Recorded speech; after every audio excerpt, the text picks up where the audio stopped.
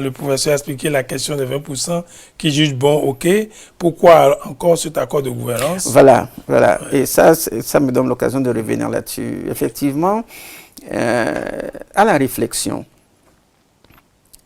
l'une des préoccupations des députés a été de dire, ok, nous voulons 20%.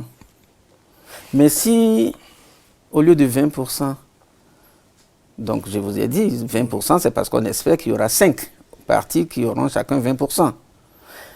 Mais si on se retrouve avec 10 partis qui ont 10%, aucun n'a 20%, les 10 sont 10%, ou alors qu'ils ont 12, 15, 19, on s'est dit que ce serait dommage d'avoir fait une loi qui crée le chaos. C'est pour ça qu'on a prévu la possibilité pour des partis qui pensent qu'ils pourraient avoir chacun 10 ou 12 ou 13, pour ne pas perdre les 10% qui se mettent en alliance. Enfin, on n'a pas voulu utiliser le mot alliance, mais ça y ressemble, qu'on le veuille ou non, accord de gouvernance parlementaire qu'on l'a appelé. Et donc, c'est une solution justement pour éviter le chaos. On ne le dit pas assez.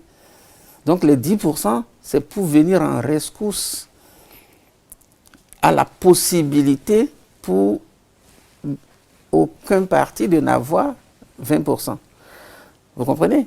C'est-à-dire s'il y a 7 ou 8 qui ont 12, 10, si avant, connaissant leurs forces, chaque parti doit pouvoir jauger ses forces. Connaissant leurs forces, ils savent qu'ils ne pourront pas faire plus de 12%.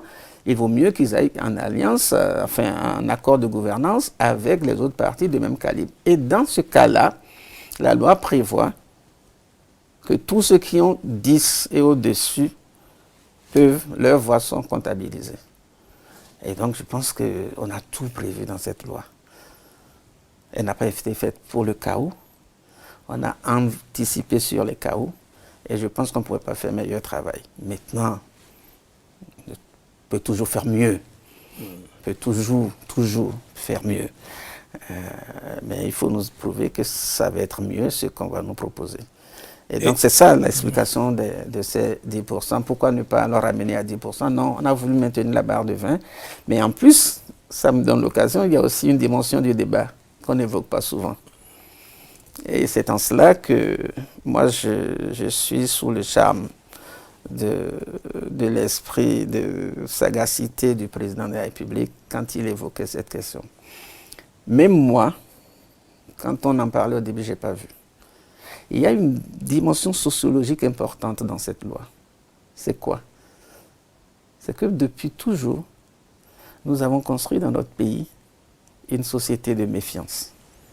Oui. Une société de méfiance. Il y a quelques années, la Banque mondiale a fait une étude sur ce qu'ils appellent le capital social, étant entendu comme étant les relations de confiance entre les individus dans la société. Et dans le classement, le Bénin venait très très loin. Et le représentant de la Banque mondiale à l'époque m'expliquait que quand on va au Nigeria à 8 heures et qu'on leur dit on a besoin que vous vous mettez en groupe de 10 pour monter une affaire avant midi parce qu'il y a 1 milliard à prendre, déjà à 9 heures, les Nigériens sont revenus avec des groupes de 10, de 20, de 30. Mais quand on arrive au Bénin, qu'on fait le même exercice, l'argent repart. Parce que les Béninois ne sont pas capables de se mettre ensemble pour travailler.